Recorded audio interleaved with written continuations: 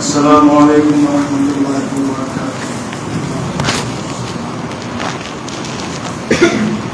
الحمد للہ نحمده ونستعینه ونستغفره ونؤمن به ونتوکل علیہ ونعوذ باللہ من شرور انفسنا ومن سیئات اعمالنا من يهده الله فلا مضل له ومن يضلله فلا هادي له ونشهد أن لا إله إلا الله وحده لا شريك له ونشهد أن سيدنا وشفيعنا ومولانا محمدا عبده ورسوله أرسله بالحق بشيرا ونذيرا وصلى الله تعالى على خير خلقه محمد وعلى آله وأصحابه وأزواجه وذرياته وأهل بيته وسلم تسليما كثيرا كثيرا أما بعد قال الله تبارك وتعالى في القرآن المجيد والفرقان الحميد فأعوذ بالله من الشيطان الرجيم بسم الله الرحمن الرحيم يا أيها الذين آمنوا لا تلهكم أموالكم ولا أولادكم عن ذكر الله ومن يفعل ذلك فأولئك هم الخاسرون صدق الله العظيم وبلغنا رسوله النبي الكريم ونحن على ذلك لمن الشاكرين والشاهدين والحمد لله رب العالمين۔ میرے محترم بزرگوں اور اچھے نوجوان ساتھیوں، آج کی گفتگو کا موضوع اس بات پر ہے قرآن کی روشنی میں کہ اولاد کو ہم مسلمان کیسے بنائیں، اور ہمیں یہ دیکھنا ہوگا کہ ہماری اولاد مسلمان ہے یا نہیں۔ مسلمان جب ہم کہتے ہیں تو مسلمان کے گھر میں پیدا ہونے والا مسلمان بچہ سمجھ میں آتا ہے، لیکن اللہ کے نبی جناب محمد رسول اللہ صلی اللہ علیہ وسلم نے ایک ضابطہ دیا ہے اولاد کی تربیت اور اولاد کی تعلیم اور اولاد کو مسلمان اور فرمانبردار بنانے کا۔ اگر ایک مسلمان کی اولاد اپنے ماں باپ کی فرمانبردار نہیں ہے تو اولاد تو گناہگار ہے ہی، اور اس اولاد کی پکڑ تو ہوگی، لیکن اس کے ساتھ ساتھ اور اس سے پہلے اس ماں باپ کی پکڑ ہوگی جس نے اولاد کو ماں باپ کا نافرمان بنایا، ماں باپ کو نافرمانی کی طرف موڑ دیا۔ ایسے اولاد کی نافرمانی پر باپ سے سوال ہوگا، ماں سے سوال ہوگا، گارجین سے سوال ہوگا۔ اللہ کے نبی جناب محمد رسول اللہ صلی اللہ علیہ وسلم کی شریعت میں جو چیز بھی فرض کی گئی یا واجب کی گئی یا کسی عمل کو سنت بتایا گیا تو اس کا طریقہ بھی بتایا گیا۔ ہر مسلمان پر بالغ ہونے کے ساتھ ہی چاہے وہ لڑکا ہو یا لڑکی ہو 5 وقت کی نماز فرض ہے۔ اب اللہ نے 5 وقت کی نماز فرض کر کے یہی نہیں چھوڑ دیا، 5 وقت کی نماز کن کن وقتوں میں فرض ہے، نماز کے لیے پہلے کون سا عمل کرنا ہوگا، اس عمل کے کیے بغیر اگر نماز پڑھی جائے گی تو نماز نہیں ہوگی۔ مثال کے طور پر بغیر وضو کے خانہ کعبہ میں بھی کوئی نماز پڑھے، مسجد نبوی میں بھی پڑھے تو اس کی نماز نہیں ہوگی، کیونکہ نماز کے لیے ہم جانتے ہیں کہ وضو فرض ہے۔ اب اگر اس نے وضو نہیں کیا ہوا ہے، پاک اور صاف بھی ہے، لیکن صبح کی نماز صبح کے وقت سے پہلے پڑھ رہا ہے، ظہر کی نماز کا وقت 12:15 بجے ہوتا ہے اور وہ 10 بجے خانہ کعبہ میں ظہر کی نماز پڑھ رہا ہے، تو ہم سب جانیں گے کہ اس کی ظہر کی نماز نہیں ہوگی۔ اسی طریقے سے اللہ کے نبی جناب محمد رسول اللہ صلی اللہ علیہ وسلم نے اپنے فرمان میں اور اللہ نے اپنے قرآن میں ایک جگہ نہیں کئی جگہ اولاد کی تعلیم، اولاد کی تربیت اور اولاد کیسے نیک بنتی ہے اور کیوں نافرمان ہو جاتی ہے، ان بنیادی باتوں کی طرف قرآن میں اور اللہ کے نبی نے اپنے فرمان میں اشارہ کیا ہے۔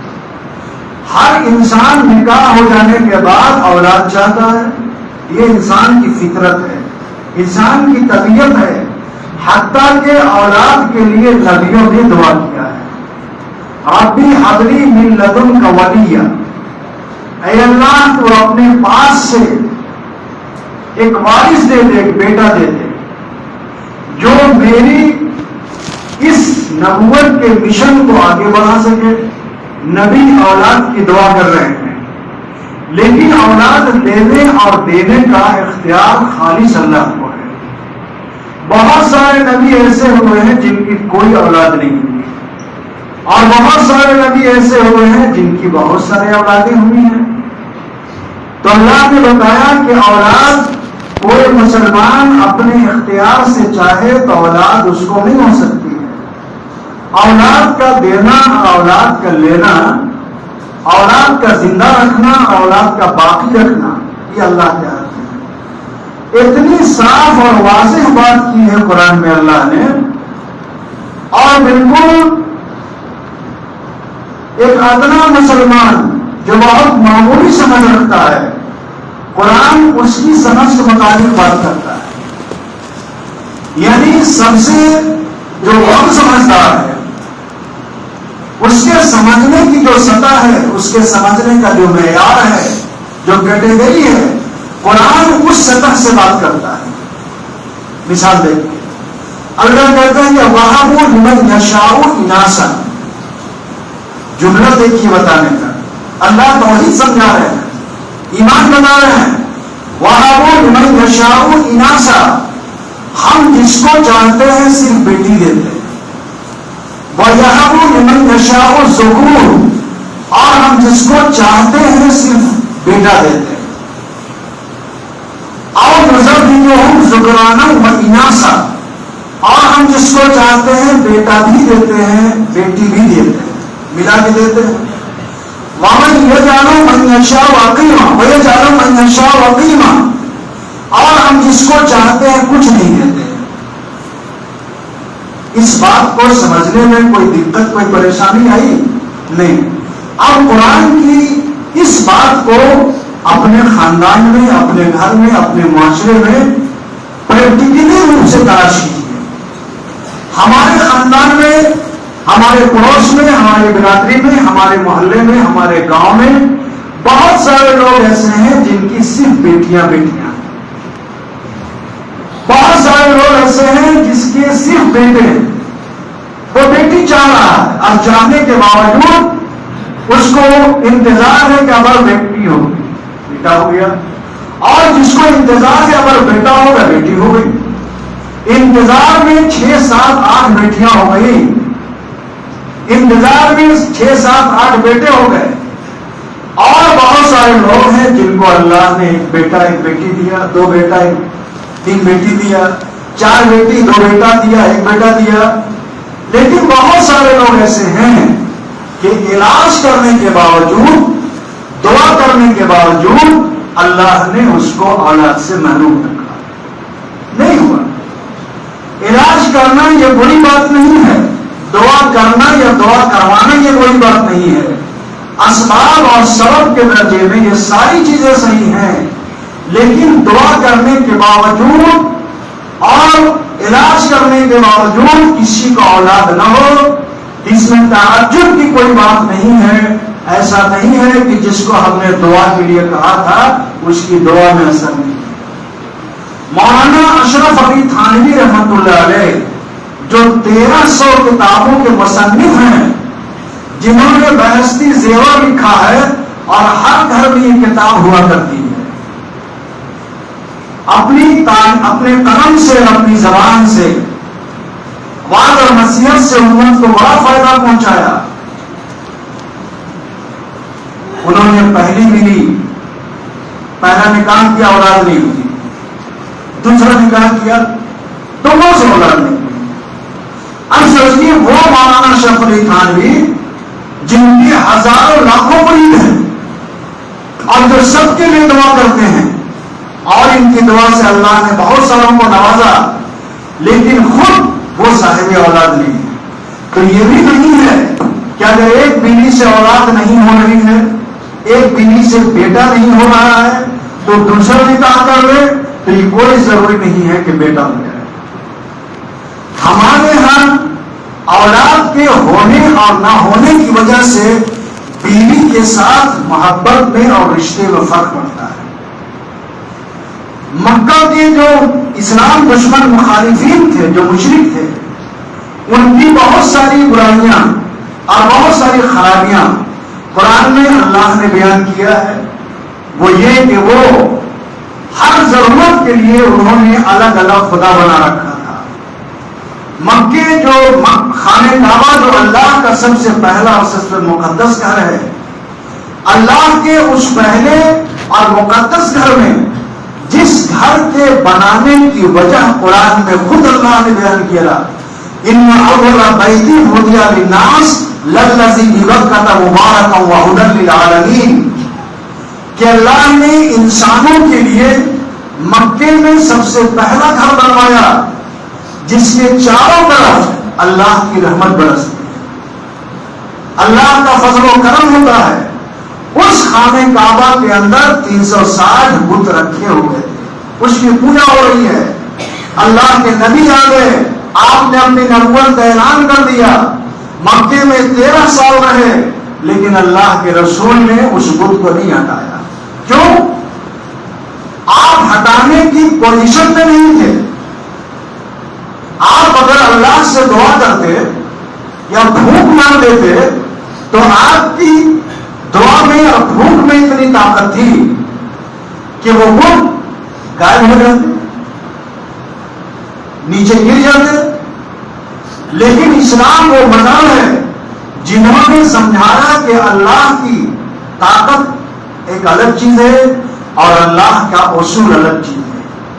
اللہ کی طاقت اور قدرت ایک الگ چیز ہے اور اللہ کا اصول اور ضابطہ الگ چیز ہے۔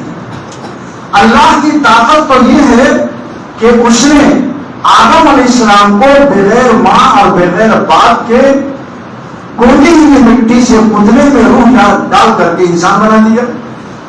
آدم علیہ السلام بغیر ماں باپ کے پیدا کیے۔ اللہ کی طاقت تو یہ ہے کہ اس نے حضرت مریم علیہ السلام کا بغیر نکاح اور بغیر کسی مرد سے تعلق پیدا کیے ہوئے عیسیٰ علیہ السلام کو پیدا کر دیا۔ یہ اللہ کی طاقت ہے، اللہ کا قانون نہیں ہے۔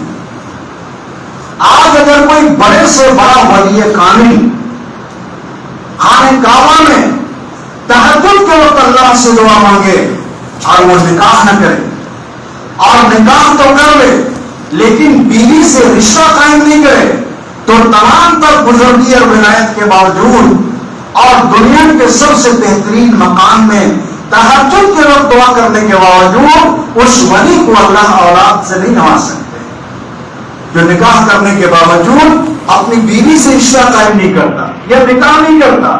اللہ کی طاقت تو ہے، قدرت تو ہے، لیکن اللہ کو اصول اور ضابطہ نہیں۔ ہم نے بہت سارا کام اللہ کے اصول اور ضابطے سے ہٹ کر صرف طاقت اور قدرت پر بھروسہ کر لیا۔ اللہ کے رسول نے قدم قدم پر مسلمانوں کے عقیدے اور ایمان کی حفاظت کی۔ مدینے سے باہر قبیلے کے کچھ لوگ اللہ کے رسول کے پاس آئے، ایمان لانے، اسلام سمجھنے، ان کا استقبال کیا۔ کہا کیسے آئے؟ کہا کہ سواری اونٹنی سے آئے۔ اونٹنی کہاں ہے؟ کہا کہ باہر چھوڑ دیا ہے، اللہ کی پناہ میں دے دیا، اللہ حفاظت کرنے والا۔ کہا کہ اونٹنی کو باندھ کر کے آؤ، اونٹنی کو باندھ کر کے آؤ، اس کے بعد اللہ پر بھروسہ کرو۔ اللہ نے اونٹنی کو آزاد پیدا کیا ہے، تم نے کھلا چھوڑ دیا ہے، تو اونٹنی تمہاری طرح انسان نہیں ہے، تو اونٹنی تو چلی جا سکتی ہے۔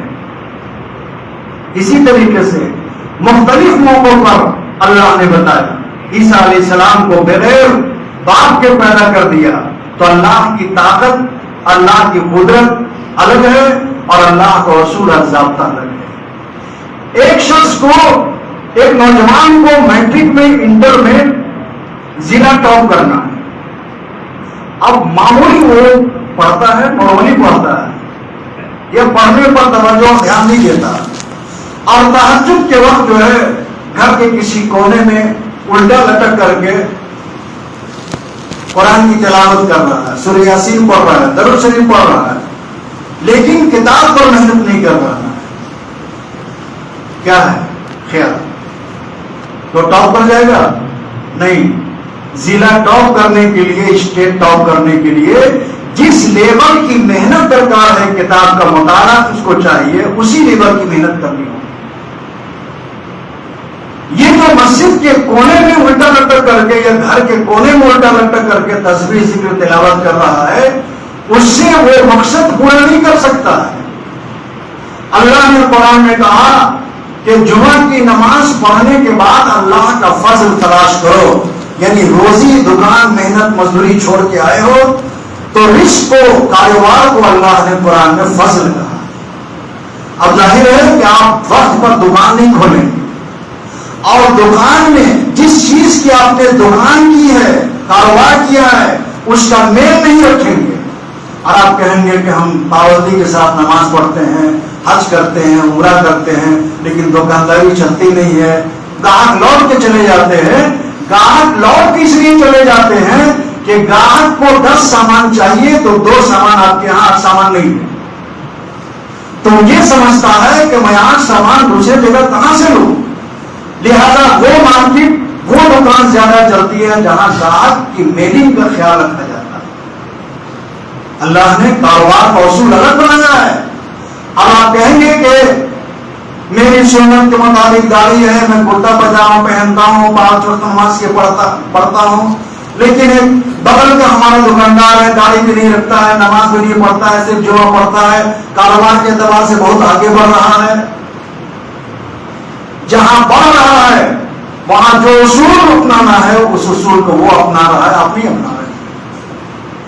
ٹھیک ہے، میں نے بتایا تھا کہ ایک ہے اللہ کا قانون، اللہ کی طاقت، جس کو فطرت کہیے، نیچر کہیے. ایک نوجوان گٹکا کھا رہا ہے، شراب پی رہا ہے، چرس، گانجا، افیم کا سیون کر رہا ہے، 10 سال 20 سال تک اس نے کیا. اب اس کو عقل آ گئی، جماعت میں گیا، اس سے توبہ کر لیا، تو توبہ سے نشہ کرنے کا گناہ تو معاف ہو گیا، لیکن نشہ کرنے سے لیور جو ڈیمیج ہوا ہے وہ توبہ کرنے سے لیور اچھا نہیں ہوگا. پھیپھڑے میں انفیکشن ہوا ہے، وہ انفیکشن توبہ کرنے سے ختم نہیں ہوگا. وہ تو شراب پینے کا جو گناہ تھا اللہ نے معاف کر دیا، معاف کر دیا. جوا کھیلنے کا جو گناہ تھا وہ اللہ نے معاف کر دیا.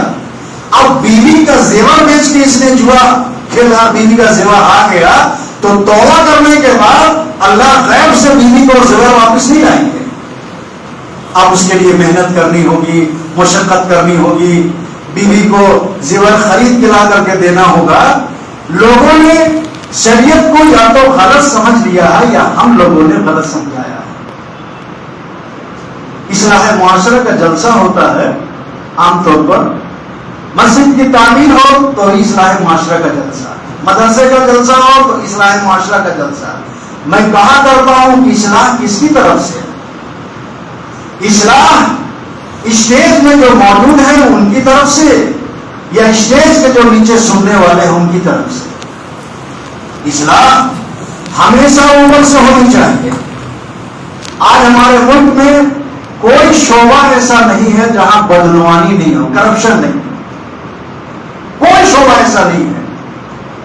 حتیٰ کہ جس شعبے کو سب سے زیادہ صاف ستھرا اور پاکیزہ مانا جاتا تھا، جس کو خدا کے بعد دوسرا احترام دیا جاتا تھا اللہ رسول کے بعد، اور وہ ہے ڈاکٹر. ڈاکٹر پر لوگوں کا بڑا یقین تھا. غیر مسلم ڈاکٹروں کو بھگوان مانتے تھے. بڑا یقین تھا کہ ڈاکٹر جان کی حفاظت کرتا ہے. لیکن کرپشن اور بے ایمانی میں ڈاکٹر بھی آج دوسروں سے پیچھا نہیں رہا، بلکہ ہاسپٹل اور ڈاکٹر زیادہ بیمار ہو گئے. ہو گئے کہ نہیں؟ نیچے سے لے کر کے کرپشن اوپر تک عام ہو گیا. اس کا علاج کیا ہے؟ اس کا علاج یہ ہے کہ عوام سے پہلے کرپشن دور نہیں ہوگا. آپ اپنے گھر کی سیڑھی صاف کرتے ہیں، کبھی ایسا دیکھا ہے بیوی کو، بیٹی کو، بہو کو کہ سیڑھی نیچے سے اوپر صاف ہوتی ہو؟ کیسے ہوتی سیڑھی صاف؟ اوپر سے. سیڑھی اوپر سے صاف کرتے آتے ہیں تب نیچے آتے ہیں. کبھی بھی کوئی سیڑھی، کوئی عورت اپنے گھر کے مکان کی سیڑھی نیچے سے صاف نہیں کرتی ہے، اوپر سے صاف کرتے کرتے کچرا دھیرے دھیرے دھیرے نیچے آتا ہے، تب آخری جھاڑو جو ہے وہ آخری سیڑھی کے پائدان پر پڑتی ہے.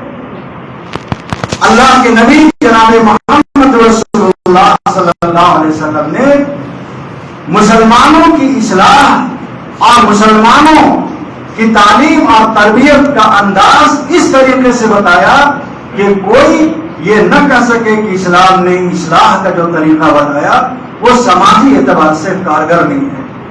تو میں یہ بتا رہا تھا کہ اللہ کا قانون اور اللہ کا اصول اگر اس دنیا کو اللہ نے سبب سے ڈھانک دیا ہے، سبب سے ڈھانک دیا ہے. اللہ کے رسول چاہتے تو پھونک مار دیتے، کعبہ کے رکھے ہوئے بت اڑ جاتے، غائب ہو جاتے، گر جاتے، لیکن نہیں. 13 سال تک اللہ کے نبی نے برداشت کیا. 13 سال کے بعد ہجرت کر کے مدینہ چلے گئے. 8 سال کے بعد مکہ فتح ہوا. جب مسلمانوں کی طاقت جمع ہو گئی، مسلمانوں کے اندر اجتماعیت آ گئی، مسلمان متحد ہو گئے اور اتنی بڑی تعداد مسلمانوں کی ہو گئی کہ خانہ کعبہ کے اندر داخل ہو کر کے اس بت کو نکال دیا. اللہ کے نبی نے سبب کو اختیار کیا نا، بت کو نکال دیا. تو اسلام سبب سے مسلمانوں کو ہٹاتا نہیں ہے، لیکن سبب ہی اصل نہیں ہے. میں نے پچھلے جمعہ میں بتایا تھا کہ بیمار ہو جائے انسان تو اللہ کے رسول نے کہا علاج کراؤ، دوا کھاؤ. لیکن میں نے بخاری کی حدیث کے حوالے سے بتایا تھا کہ ہر دوا، ہر جڑی بوٹی، ہر انجیکشن پیٹ میں جانے کے بعد اللہ سے اجازت چاہتی ہے. میں اپنا اثر دکھاؤں یا نہ دکھاؤں، حکم ہوتا ہے تو وہ دوا اس بیماری کے دفع کے لیے اثر دکھاتی ہے، ورنہ پیشاب پاخانے کے راستے سے باہر نکل جاتی ہے. اللہ کے نبی جناب محمد رسول اللہ صلی اللہ علیہ وسلم نے اپنی امت کو اس انداز پر سمجھایا کہ اصلاح کا کوئی خانہ خالی نہ رہے. تو قرآن میں اللہ نے کہا کہ ہم جس کو چاہتے ہیں صرف بیٹا دیتے ہیں، جس کو چاہتے ہیں صرف بیٹی دیتے ہیں، اور جس کو چاہتے ہیں بیٹا بیٹی دونوں دیتے ہیں، جس کو چاہتے ہیں کچھ نہیں دیتے. مشرکین مکہ کی بہت ساری خرابیوں کو قرآن نے بیان کیا. ایک خرابی جو مکہ کے کافروں اور مشرکوں کی اللہ بیان کر رہے ہیں، بدنصیبی یہ ہے کہ مکہ کے ان کافروں اور مشرکوں کی خرابی آج مسلمانوں کے اندر ہے. کیا خرابی ہے؟ ظاہر بات ہے کہ مکہ کے مشرکین بھی شادی بیاہ کرتے تھے، انسان ہونے کی حیثیت سے وہ بھی بیٹا چاہتے تھے، اولاد چاہتے تھے. لیکن قرآن نے ان کی سماجی برائی کو صاف لفظوں میں بیان کیا اور کہا کہ میرے محبوب اذا بشر احدهم بالانثى ظل وجهه مسودا وهو كظيم. ان مشرکین مکہ کو جب بیٹی ہونے کی خبر ملتی ہے، جب ان کو بتایا جاتا ہے کہ تم بیٹی کے باپ ہو گئے، بیٹی پیدا ہوئی، اذا بشر احدهم بالانثى، ان میں سے کسی ایک کو جب بیٹی پیدا ہونے کی خبر دی جاتی ہے، ظل وجهه مسودا وهو كظيم، تو خوش نہیں ہوتے ہیں، ان کا چہرہ سیاہ ہو جاتا ہے اور چہرہ مرجھا جاتا ہے. کیا آج مسلمانوں کے معاشرے میں یہ بات نہیں ہے کہ بیٹا پیدا ہوا تو مٹھائی کے ڈبے تقسیم ہوتے ہیں، اور بیٹی پیدا ہوئی تو فارمیلٹی کے طور پر کچھ ہو گیا تو ہو گیا؟ جبکہ اللہ کے رسول جناب محمد رسول اللہ صلی اللہ علیہ وسلم کو بیٹیوں سے سب سے زیادہ محبت تھی. چونکہ جس دور میں اللہ کے رسول پیغمبر بن کر کے آئے، معاشرے میں عورتوں کی حالت بہت گری ہوئی تھی، بہت گری ہوئی تھی. یہودی اور عیسائی عورتوں کو اس پیریڈ میں جو ان کا ماہانہ پیریڈ ہوتا ہے گھروں سے نکال دیتے تھے اور گھر کے باہر ایک جھوپڑی ہوا کرتی تھی. پیریڈ کے وہ دن عورت اس جھوپڑی میں گزارا کرتی تھی.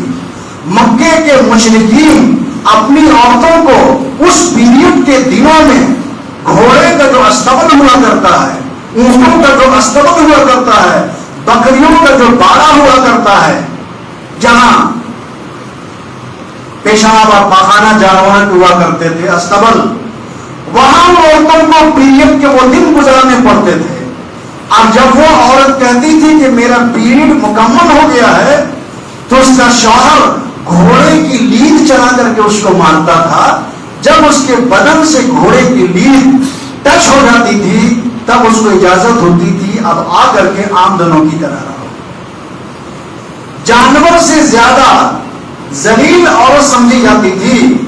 اللہ نے مسلمان کو یہ حکم دیا، جب اسلام آیا تو لوگوں نے سوال کیا یسألونک عن المحیض، آپ سے لوگ حیض کے بارے میں پوچھتے ہیں، قل هو اذى، کہیے کہ وہ ناپاکی ہے، ایک بیماری کی بھی کیفیت ہے.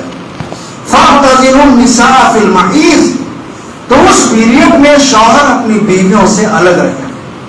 الگ کے معنی وہ فطری جو ضرورت اور تقاضا ہے وہ پوری نہ کریں، لیکن جب وہ پیریڈ پورا ہو جائے فَإِذَا تَطَهَّرْنَ فَأْتُوهُنَّ، تو وہ ان کے ساتھ وہ رشتہ قائم کر سکتے ہیں. اسلام نے سختی سے منع کیا کہ عورت جب اس حیض کے پیریڈ میں ہو تو اس کے ہاتھ سے پانی بھی پی سکتے ہو، کھانا بھی کھا سکتے ہو، ساتھ لیٹ سکتے ہو، بات چیت کر سکتے ہو.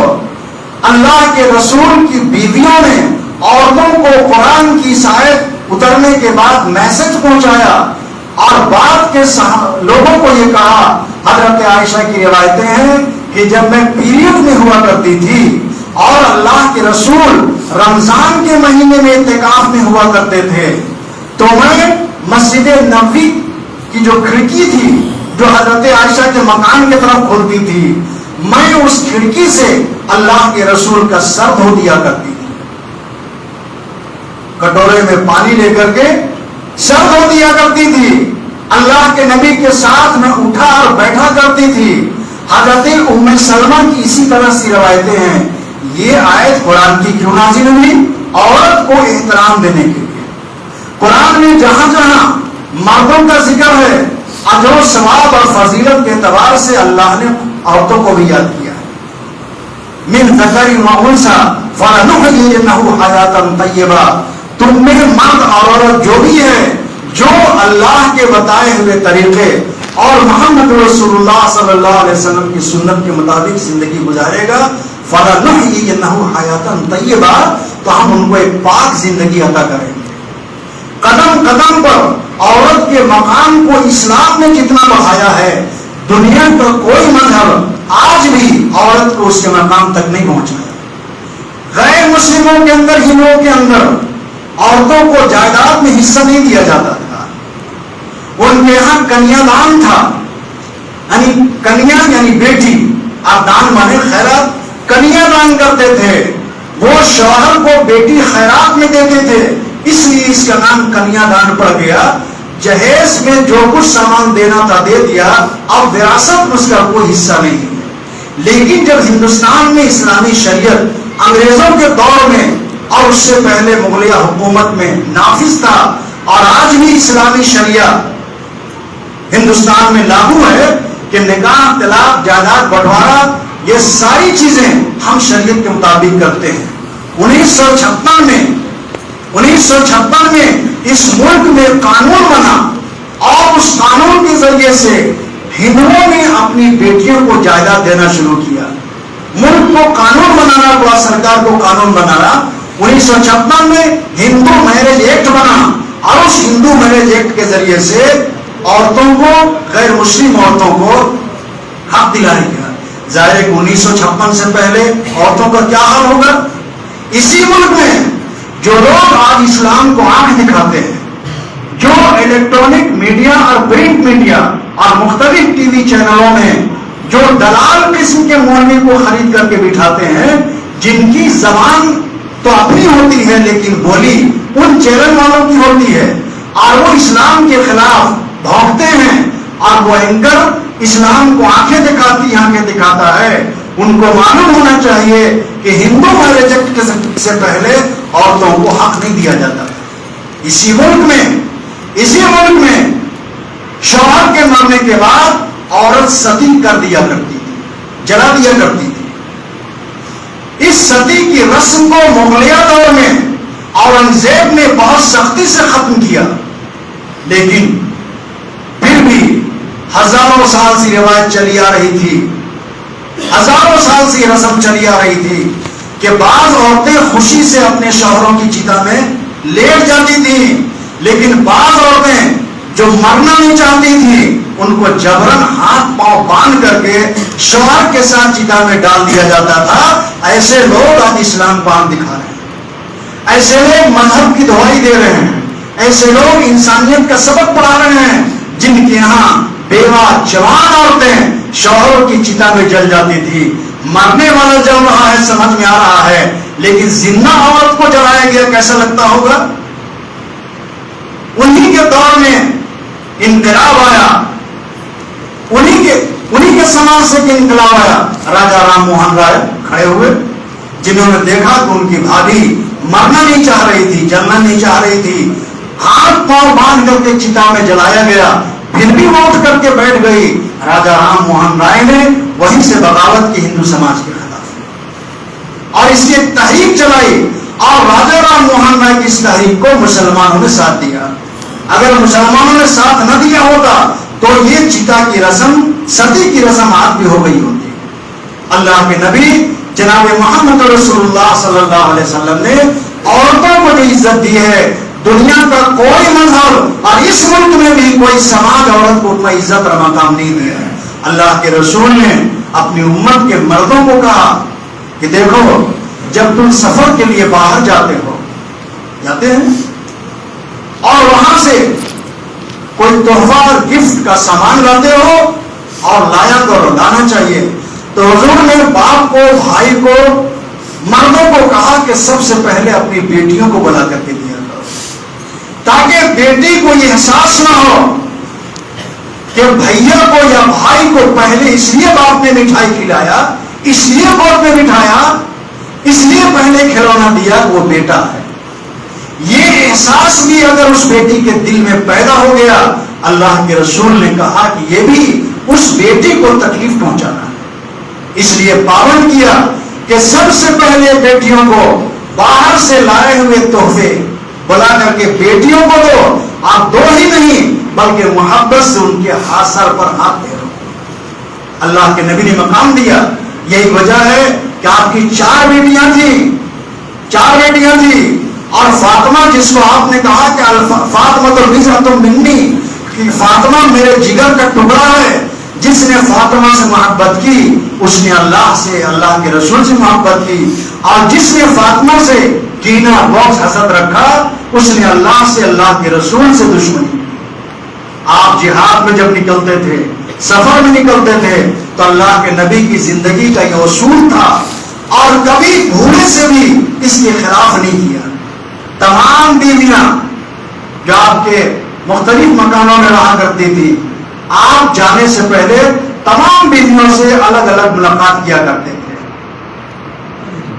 سب سے آخر میں فاطمہ کے گھر جاتے تھے تاکہ اس کے بعد کسی سے ملاقات نہ ہو، اور آخری اس لیے کہ زیادہ سے زیادہ سفر اور جہاد میں جانے سے پہلے زیادہ سے زیادہ وقت رخصتی کا میری بیٹی فاطمہ کے ساتھ گزرے. اور جب آپ جہاد سے، سفر سے آتے تھے تو سب سے پہلے فاطمہ کے ہاں جاتے تھے، اس کے بعد کسی بیوی کے ہاں جاتے تھے. اللہ کے نبی نے اپنے قول سے بھی اور اپنے عمل سے بھی عورتوں کو وہ مقام دیا کہ دنیا اس کی مثال پیش نہیں کر سکتی ہے، اس کی مثال پیش نہیں کر سکتی. اللہ کے رسول جناب محمد رسول اللہ صلی اللہ علیہ وسلم نے اپنی بیٹی فاطمہ کے نکاح کس سے کیا؟ آج ہم لوگ اپنی بیٹی کا نکاح کرنے کے لیے اسٹیٹس دیکھتے ہیں. اسٹیٹس دیکھنے میں بہت سی لڑکیاں بری ہو رہی. ایم اے پڑھا دیا، بی ٹیک کرا دیا، اب لڑکا اس کے لیول کا نہیں مل رہا. میٹرک لڑکا, انٹر کا لڑکا, کاروباری لڑکا, رشتہ آیا. نہیں, جو بھی ٹھیک نہیں ہے. لڑکی ہماری ایم اے ہے, ہم بی ایس سی کی ہوئی ہے, بی ٹیک کی ہوئی ہے, ایم بی اے کی ہوئی ہے. لیبل نہیں ملنے کی بنیاد پر بہت ساری لڑکیاں بری ہو گئی اور وہ اس قابل نہیں ہے کہ کوئی اس سے نکاح کرے. بہت مجبور میں ایسا بھی ہوا کہ ایسی تعلیم یافتہ اور پڑھی لکھی لڑکیوں کا نکاح اگر وقت سے پہلے کسی اچھی نوجوان سے ہو جایا ہوتا تو آج وہ کنواری نہیں رہتی. پھر بعد میں بھائیوں نے دیکھا کہ بوجھ ہے تو جیسے تیسے کسی کو دے دیا. اسٹیٹس کیا دیکھنے کے لیے اللہ کے رسول نے کہا کہ وہ نمازی متقی پرہیزگار ہے یا نہیں. یہ دیکھو, آپ نے کیا کہا کہ دیکھو اپنی اولاد کا نکاح دیکھنے کے لیے 4 چیزیں دیکھی جاتی ہیں. یہودی 3 چیزیں دیکھی جاتی ہیں. یہودی جب اپنی بیٹیوں کا اپنے بیٹوں کا نکاح کرتے ہیں تو حسن اور خوبصورتی دیکھتے ہیں. عیسائی اپنے بیٹے اور بیٹیوں کا نکاح کرتے ہیں تو مال اور دولت دیکھتے ہیں. اور مشرکین مکہ جب اپنی بیٹیوں کا نکاح کرتے ہیں تو خاندان دیکھتے ہیں, ناک دیکھتے ہیں. ہمارے یہاں ناک, وہ خاندان دیکھتے تھے. ایک قبیلے کا لڑکا دوسرے قبیلے سے نہیں کر سکتا تھا. ہمارے یہاں خاندان دیکھتے ہیں. ہڈی سے ہڈی ملنا چاہیے. پرانی کہاوت ہے نا, ہڈی سے ہڈی ملنا چاہیے. اللہ کے رسول نے کہا کہ یہ وہ قومیں ہیں جو گمراہ ہیں. مسلمانوں کو کہا کہ تم اپنی بیٹی اور اپنے بیٹوں کا نکاح کرنا تو دینداری دیکھنا, فاسفور فی الدین, دینداری دیکھنا کہ لڑکا بااخلاق ہے یا نہیں, ایماندار ہے یا نہیں, نمازی پرہیزگار ہے یا نہیں, اس لائن پر اس کی محنت ہوئی ہے یا نہیں. اب تو اس کی بھی ضرورت نہیں رہی. اب ماں باپ کو محنت کرنے کی ضرورت نہیں. اب بیٹیاں خود کورٹ میرج کر لے رہی ہیں. اور مسلمانوں سے اگر کورٹ میرج کرتی تو بہت حد تک قابل برداشت تھا, مینج کیا جا سکتا تھا. اب تو یہ بھی ہو رہا ہے کہ اسکول اور کالج میں قدم رکھنے والی بہت ساری بیٹیاں ہماری اس سرحد سے پار کر گئی جس سرحد میں اسلام کی بیٹی کو داخل نہیں ہونا چاہیے. غیر مسلموں سے مسلمان لڑکیاں شادی کر رہی ہیں, نکاح کر کے بھاگ جا رہی ہیں. پہلے تو یہ ہوتا تھا کہ مسلمان کہیں نہ کہیں کسی غیر مسلم کو یا کسی آدیواسی کو نان مسلم کو نکاح کر کے لے آئے, لڑکے لاتے تھے. اب لڑکوں سے زیادہ لڑکیاں غیر مسلموں کے پاس جا رہی ہیں, بھاگ رہی ہیں. اور ایک تحریک چلی ہے اس ملک میں, اور کھلم کھلا میڈیا میں, سوشل میڈیا میں ایسے فرقہ پرست تنظیم, ایسے فرقہ پرست لوگ بیان دے رہے ہیں جس کی کوئی دھڑ پکڑ نہیں ہے. اگر کسی مسلمان نے کوئی کام کیا تو ان کا مکان بلڈوزر سے ڈھا دیا گیا, بلڈوزر چل گیا, دکانیں توڑ دی گئی. لیکن جس پولیس انسپکٹر نے ریلوے میں داخل ہو کر کے مسلمان کو داڑھی ٹوپی دیکھ کر کے گولی مار دیا, اس کا گھر نہیں منہدم ہوا. جس نے ہریانہ کے امام کو مسجد کے اندر سے لا کر دیا اور وہ پکڑے گئے, لیکن اس کے باوجود ان مجرموں کے گھر میں بلڈوزر نہیں چلا. کیوں نہیں چلا اور یہ کیوں نہیں ہو رہا؟ اس لیے کہ ہم لوگ صرف امن اور شانتی کی بھیک مانگ رہے ہیں. ہم امن اور شانتی کے بھکاری ہو گئے ہیں, اس لیے ہمارے ساتھ یہ معاملہ ہو رہا ہے. لیکن جب ہمارا روپ تھا اور ہمارے اندر وہ باتیں تھیں تو یہ عمل نہیں ہوتا تھا. اللہ کے نبی جناب محمد رسول اللہ صلی اللہ علیہ وسلم نے اپنی ازواج مطہرات کے ذریعے سے اور اپنی بیٹیوں کے ذریعے سے ایسا اخلاق پیش کیا. حضرت علی جس کو حضور نے پالا تھا جن کو گھر نہیں تھا, اب گھر نہیں ہے جن کو حضور بچپن میں پالے ہیں, اس کو کون سی بیٹی مل رہی ہے؟ رحمت للعالمین کی. کون بیٹی؟ جو جنت میں عورتوں کی سردار ہے. کس مرد, کس نوجوان کو جس کا اپنا گھر نہیں ہے, جو اپنے چچا زاد بھائی کے گھر میں پلا ہے بڑا ہے, اللہ کے رسول اس سے نکاح کر رہے ہیں. ہمارے یہاں رشتہ دیکھنے کے لیے لڑکی سے زیادہ اس کا گھر دیکھتے ہیں، کاروبار دیکھتے ہیں، دولت دیکھتے ہیں، اسٹیٹس دیکھتے ہیں، اور اسی میں ہم لوگ مار کھا رہے ہیں، اسی میں مار کھا رہے ہیں۔ کرایہ کا گھر ہے نا، لڑکا تو اچھا ہے لیکن مکان اپنا نہیں ہے، ہم لوگ کی اسٹیٹس کا نہیں ہے۔ کئی لوگ ہوتے ہیں جو آپ کو بھی ہم کو بھی ایک دوسرے کو کہتے ہیں کہ رشتہ دیکھیے گا۔ ایک شخص نے مجھ سے کہا کہ مولانا صاحب میری ایک لڑکی ہے ایسی ایسی، اس کا ذرا رشتہ دیکھیے گا۔ میں نے ایک دو رشتے بتائے، ان کو پسند نہیں آیا، اسی شہر کا پسند نہیں آیا۔ بعد میں اس نے اپنی بیٹی کا نکاح اسی شہر کے رئیس کے بگڑے ہوئے بیٹے سے کر دیا۔ اسی شہر میں ایک مالدار کی بگڑی ہوئی اولاد، بگڑا ہوا بیٹا، اس سے کر دیا۔ میں اس کو بھی جانتا تھا۔ ہم نے کہا کہ ارے صاحب فلاں فلاں رشتہ میں نے دیا تھا آپ کو، اور آپ نے غریب کہہ کے، مڈل کلاس کا کہہ کے رشتہ طے نہیں کیا، اور صرف مال اور دولت دے کر کے شہر کے اس رئیس کی بگڑی ہوئی اولاد سے نکاح کر لیا۔ ارے مولانا صاحب کیا کیجیے گا، اللہ جب جس کو چاہے ہدایت دے دے، ہو سکتا ہے اللہ اس کو ہدایت دے دے سدھر جائے۔ ہم بولے اچھا، یہاں آپ نے اللہ کو اتنا بڑا کارساز بنا دیا کہ اللہ کب کس کو ہدایت دے دے۔ تو جو غریب اور جو مڈل کلاس کا تھا، وہاں یہ نہیں تھا کہ اللہ کب کس کو امیر بنا دے، اللہ کب کس کو نواز دے، اللہ کب کس کو آگے بڑھا دے۔ اور ایسا ہوا کہ بہت سارے لوگ انہوں نے نکاح کیا تو بہت معمولی قسم کے لوگ تھے، لیکن جب محنت کیا کاروبار کے اعتبار سے، سروس کے اعتبار سے، یا پرائیویٹ کمپنیوں میں نوکری کے اعتبار سے، تو اللہ نے ان کی حالت سدھار دی۔ حضرت فاطمہ کا نکاح ایسے سے ہو گیا۔ نکاح کر دینے کے بعد اللہ کے نبی بے خبر نہیں رہے، بے خبر نہیں رہے، بلکہ معاشرتی طور پر وہ صحابہ جو اپنی بیٹیوں اور بیٹوں کا نکاح کیا کرتے تھے، اللہ کے رسول پوچھتے تھے کہ تمہاری بیٹی کیسی ہے جی؟ صحابہ سے پوچھتے تھے تمہاری بیٹی کیسی ہے، تم نے بیٹے کا نکاح کیا، کیسا ہے، کیسی ہے، ازواجی زندگی ٹھیک چل رہی ہے؟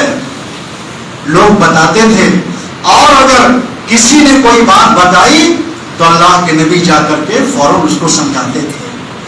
یہ دور ہمارے ختم ہو گیا، رشتہ طے ہوتا ہے، پنچایت کے لوگ آتے ہیں، کمیٹی کے لوگ آتے ہیں، رجسٹر لے کر کے آتے ہیں، 3-4 رسید بھی لے کے آتے ہیں، انٹری ہوتی ہے، چلیے ٹھیک ہے، یادداشت کے لیے انٹری ہو رہی ہے، باراتی کتنے ہوں گے، عورت کتنی ہوگی، مرد کتنے ہوں گے، غیر مسلم کتنے ہوں گے، بارات کس دن آئے گی، سب صحیح ہے۔ اب 3 رجسٹر نکل رہا ہے، یہ کیا ہے بھائی؟ یہ پنچایت کا ہے، پنچایت کا خرچہ 5000، چلیے صحیح ہے۔ یہ کیا ہے؟ مسجد کی رسید ہے، یہ کیا ہے؟ مدرسے کا ہے، یہ کیا ہے؟ قبرستان کا ہے۔ میں بارہا ہمیشہ کہا کرتا ہوں کہ پنچایت اور کمیٹیاں رشتہ طے ہونے کے وقت جو مدرسہ، مسجد، قبرستان کا چندہ کاٹتی ہے، یہ ناجائز ہے، ناجائز ہے، ناجائز ہے، حرام ہے۔ دیوبند کا فتویٰ، سہارنپور کا فتویٰ، نبض العلماء کا فتویٰ موجود ہے۔ ارے بھائی، اگر کمیٹی کے لوگ یہاں ٹوکن لے کے گیٹ میں کھڑے رہے کہ ٹھیک ہے بھائی، مسجد عثمان میں جس کو بیان سننا ہے مولانا کا، یہ 10 روپیہ ٹکٹ کٹائیے تب نماز پڑھنے دیں گے، جائز ہوگا؟ ارے جائز ہوگا؟ نہیں ہوگا نا۔ ہو سکتا ہے کہ کوئی نمازی 10 روپیہ دے دے، کوئی 10,000 دے دے، کوئی لاکھوں روپیہ دے دے، آپ طے کرنے والے کیوں ہوتے ہیں؟ نکاح کے وقت مسجد کا چندہ لینا اور مدرسے کا چندہ لینا، یہ تو نفسیاتی طور پر، سائیکولوجیکل طور پر ٹارچر کرنا ہے کہ آپ کو دینا ہی ہوگا۔ جہاں چندہ دینے کا اختیار اور نہ دینے کا اختیار نہیں ہو، صرف دینا ہی ہے، وہ چندہ ناجائز ہے۔ اسی لیے بہت سارے اللہ کے ولی، بہت سارے علماء جن کا سماج میں بڑا اثر و رسوخ تھا، اسی لیے اللہ کے ولی بازار میں سامان لینے نہیں جاتے تھے۔ کیوں؟ اللہ کے ولی نیک متقی پرہیزگار کر کے لوگ پیسہ نہیں لیتے تھے عقیدت میں؟ کہا کہ نہیں، وہ پیسہ عقیدت میں لے کر کے اپنا نقصان کر رہا ہے۔ اسلام نے مسلمانوں کو نقصان سے یہاں تک بچایا ہے۔ کہا کہ ایسا آدمی جس کے ڈر اور خوف سے لوگ چندہ دینا شروع کر دیں، ایسے آدمی کا چندہ کرنا ناجائز ہے، اس لیے کہ وہ چندہ اس کے ڈر سے دے رہا ہے، اللہ کی رضا کے لیے نہیں دے رہا۔ خیر، طے ہو گیا، نکاح ہو گیا۔ اب رشتہ بیٹا اور بیٹی کا 6 مہینے کے بعد بگڑ گیا، بہو 1 سال سے اپنے سسرال میں ہے، پنچایت والوں نے پلٹ کے نہیں دیکھا۔ اللہ کے نبی کے یہاں ایسا نہیں ہے۔ اللہ کے رسول جناب محمد رسول اللہ صلی اللہ علیہ وسلم نکاح اور شادی ہونے کے بعد حضرت فاطمہ بیٹی کے یہاں اکثر جایا کرتے تھے۔ ایک دن دیکھا کہ فاطمہ تھوڑی اداس ہے۔ کیا ہے بیٹا؟ علی کہاں ہے؟ کہا کہ تھوڑی بات چیت ہو گئی تھی، تھوڑی علی میں ہم میں گرما گرمی ہو گئی، ناراض ہو کے نکل گئے گھر سے۔ حضور کو معلوم تھا کہ علی کہاں تک جا سکتے ہیں۔ حضرت علی کے بارے میں جب پتہ چلا کہ میاں بیوی میں تھوڑا سا اختلاف ہو گیا ہے تو نبی نے اپنا پاور نہیں دکھایا۔ یہاں تو اگر بیٹی کو کوئی شکایت سسرال میں ہو جائے تو باپ پاور دکھاتا ہے، سارا پاور دکھاتا ہے، اس کو اوقات بتا دیں گے اس کی اوقات کیا ہے، اس کو مٹی میں ملا دیں گے۔ نہیں، بہن کی زندگی بنانے، بیٹی کی زندگی بنانے کی کوئی فکر نہیں کرتا۔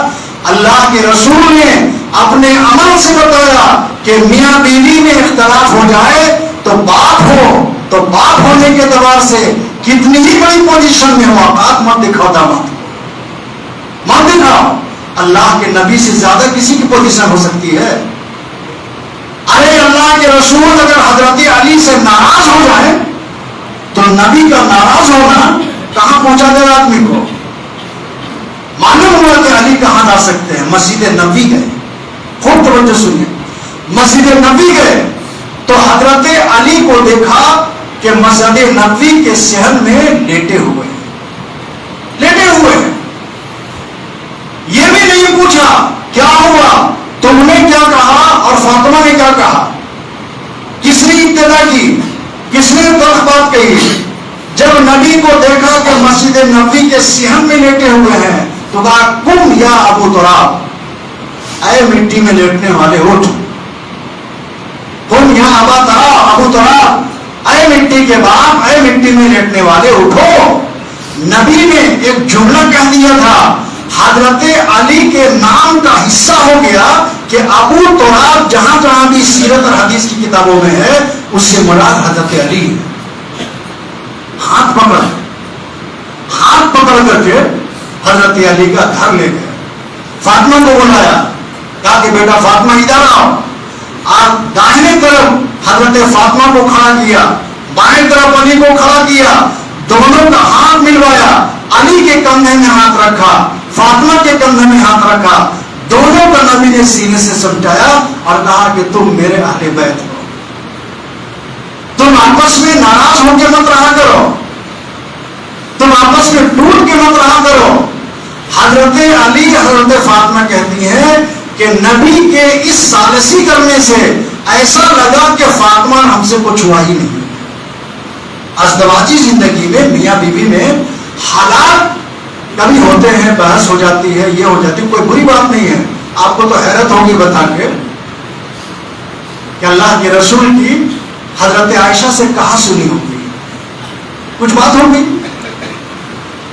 اللہ کے نبی نے کہا کہ ایسا ہے میں ابو بکر تمہارے ابا کو بلواتا ہوں اور فیصلہ کرواتا ہوں۔ سوچئے نبی، حضرت ابو بکر نبی سے درجے میں نیچے ہے نا، یہ نبی وہ صحابی ہے، ابو بکر کو بلوا لیجیے۔ حضرت ابو بکر آ گئے، یا رسول اللہ کیا بات ہے؟ کہا کہ ابو بکر دیکھو ہم نے عائشہ میں کچھ بات ہو گئی ہے، آپ کو فیصلہ کرنا ہے۔ اب حضرت عائشہ کو اللہ کے رسول کا عائشہ تم اپنی بات رکھو گی یا ہم رکھیں؟ حضرت عائشہ کہہ رہے کہ ہاں آپ ہی رکھیے، لیکن صحیح بولیے گا۔ سیرت کی کتابوں میں ہے. آپ ہی لیکن صحیح بولیے گا. نبی جان رہے ہیں کہ میری عائشہ یہ بیوی کا جو شوق والا انداز ہوتا ہے وہ اس لیول سے بول رہی ہے, لیکن حضرت ابوبکر نے کھینچ کے تماچا مارا, اتنا تماچا مارا زور سے کہ ابوبکر کی انگلیاں گال میں نشان پڑ گئی, اس لیے کہ اللہ کے رسول نے نکاح کرنے کے بعد پیار سے حضرت عائشہ کا نام حمیرہ رکھا تھا. حمیرہ اس لڑکی کو کہتے ہیں جس کا گورا پن لالی لیے ہوئے. گورا پن ایک ہوتا ہے وائٹ سفید والا نا, اور ایک ہوتا ہے لالی پن. انگریزی میں اس کا اگر ٹرانسلیٹ کریں تو پنکی ہو سکتا ہے, پنک کلر کا. حمیرہ کہتے تھے. پتہ چلا کہ نبی کی ایک سنت یہ بھی ہے کہ اگر کوئی آدمی اپنی بیوی کا وہ نام جو اس کے ماں باپ نے رکھا ہے پیار سے اگر اپنے سسرال میں کوئی دوسرا نام دے سکتا ہے تو نبی کی سنت ہے. بیوی کو کوئی دوسرے نام سے پکارے, مارا تماچا, گال کا نشان پڑ گیا. حضرت ابوبکر کو آقا نے کہا کہ ابوبکر ہم نے آپ کو اس لیے نہیں بلایا تھا, آپ جائیے. جب وہ تماچا مارا نا باپ نے بیٹی کو تو حضرت عائشہ حضور کے پیٹھ کے نیچے چھو گئی, پیچھے آ گئی. حضرت ابوبکر چلے گئے, دائیں ہاتھ سے پکڑا, لائے اور آئینہ کے سامنے چہرہ کر دیا اور کہا کہ دیکھو دوسرے گال میں انگلیوں کے نشان پڑنے سے ہم ہی نے بچایا. حضرت عائشہ کہتی ہے کہ میں حضور کے سینے سے لگ گئی اور کہا کہ یا رسول اللہ ہمارے دل میں آپ کی محبت کبھی کم نہیں ہوتی ہے. نبی نے صرف نماز پڑھنے کا طریقہ نہیں بتایا, صرف روزہ رکھنے کا طریقہ نہیں بتایا, معاشرتی زندگی کیسے اچھی بنتی ہے, کیسے برباد ہوتی ہے, بربادی سے کیسے بچایا جا سکتا ہے, اللہ کے رسول نے یہ بھی بتایا. یہ ساری چیزیں جاننے کی ہیں اور اس پر عمل کرنے کی ہیں. اسی لیے جمعہ کا خطبہ رکھا گیا اور نماز کم کر دی گئی تاکہ مسلمان نماز سے پہلے جو اللہ کے رسول کی بات ہوتی ہے اس کو سنیں. اللہ نے اپنا حق 2 رکعت معاف کر دیا اور جمعے میں صرف 2 رکعت رکھی, لیکن افسوس یہ ہے کہ ہر مسجد میں جن لوگوں کو قرآن اور حدیث کی باتیں سننے کی زیادہ ضرورت ہے وہ آخری وقت میں آتے ہیں, وہ نماز پڑھ کے چلے جاتے ہیں, اور دینداروں کا طبقہ پہلے آتا ہے اور بے دینوں کا طبقہ ہر مسجد میں دیکھیں گے خطبہ کی اذان ہوگی, آخری خطبہ ہوگا تب آ جائے گا. یہ بہت بڑی معاشرے کی خرابی ہے. آخری ایک اپیل یہ ہے کہ انشاءاللہ آئندہ 10 ستمبر کو 3ری منزل کی ڈھلائی ہوگی مسجد عثمان کی. اس میں زیادہ سے زیادہ تعاون کرنا ہے ان لوگوں کو جن کو اللہ نے صلاحیت دی ہے, اور مقامی لوگوں سے گزارش ہے کہ جمعہ کی نماز کے بعد تشریف رکھیں گے, اس لیے کہ ڈھلائی کا خرچ ایک لمبا چوڑا ہوتا ہے اور بہت اخراجات ہے. تو نماز کے بعد مقامی جو اس محلے کے ہیں اور دوسرے لوگ بھی چاہیں تو شریک ہو سکتے ہیں. مشورہ کرنا ہے کہ کس طریقے سے 10 ستمبر کو کامیابی کے ساتھ اور آسانی اور سہولت کے ساتھ اللہ کے اس گھر کی ڈھلائی ہو جائے. اللہ تعالیٰ عمل کی توفیق عطا فرمائے.